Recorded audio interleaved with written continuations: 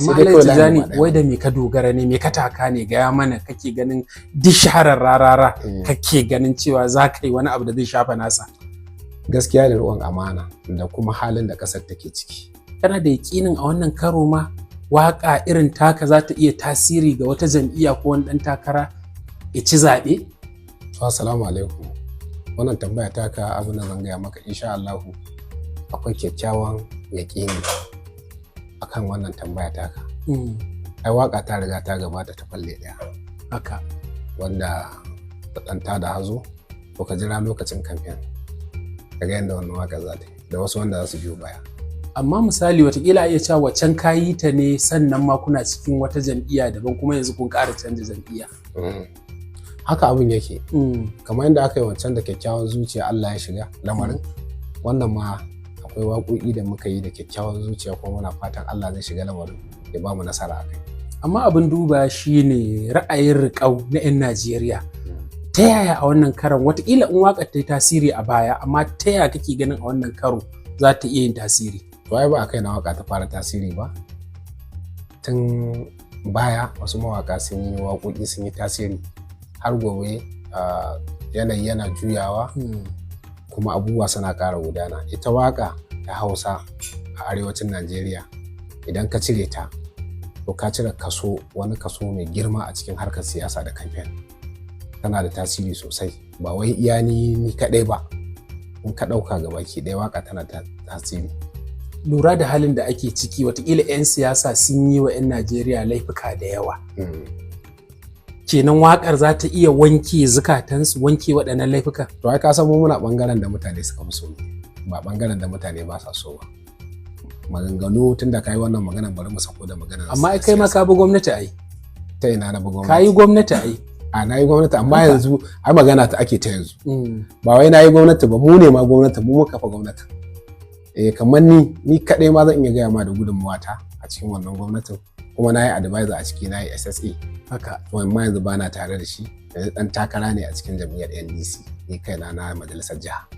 Yanzu a nan jihar Kano kana buga kirji cewa in an kaɗa kugen waƙar ka kaɗai ta isa ta ja wani abu? A tun yaushe dama ni nake riƙe da wannan ragamar ai. Kuma muna sa rai in Allah yarda waƙa ta ce za ta kai wannan gwamnatin ta butulawa ƙasa. Duk da kun yi raba daidai din, wasu sun bi nan wasu sun bi nan? Ai wayanda suka bi duka 'yan kwankwasiyya ne, kaɗan ne wanda suke da zuciya ɗaya ko kuma a ce wanda suke ganin cewa shi mai girma gwamna suke yi. Ba mu gane ba me kake nufi? Abin da nake nufi idan ya rage mai girma gwamna da mutum biyu a cikin gwamnatinsa to mutum ɗaya ɗan kwankwasiyya ne. Wataƙila dai kai dai za a ji haka daga bakinka. Wannan magana haka take, kama daga kwamishinoni, MDs, DGs, SSA, advisors, duka 'yan kwankwasiyya. To me hana su fitowa? Leƙen asiri suka yi komi? A'a, wahala suka yi, suna ganin cewa wahalar ta su ba ta fada a banza ba, dole sun je sun karɓi haƙƙinsu. Amma muna ganin fa a yanzu ita gwamnatin Kano akwai ɗaya daga cikin mawaƙa wanda har ma sarauta aka yi masa ta sarkin mawaƙan Arewa, shine fa yake jan ragamar waƙa ko kuma waƙe gwamnatin. Kai kuma kana cewa a yanzu waƙar ka, kana nufin waƙar ka za ta danna tasa kenan? To ai ba ni ne ma zan ba da amsa ba. Da kai da masu sauraro sun sani. A ni yanzu nake tambaya wace waƙa ce tafi tafiya? Waƙa nawa yayi? Wace waƙa ce tafi tafiya? So lokacin da na yi falle ɗaya na faɗa da mun naci. Ba su da mawaƙin da zai iya tara wannan waƙa falle ɗaya. Ba wai arewacin Najeriya ba, in dai da Hausa ake magana ba su da wannan mawaƙin, kuma Allah ne yake lokaci ne. Amma kana ina yayyo tasa ita ma kuma ana ganin tana ta sharafi. To ka je ka hau YouTube, ka je ka ga viewers, ka bi comment kuma ka gani.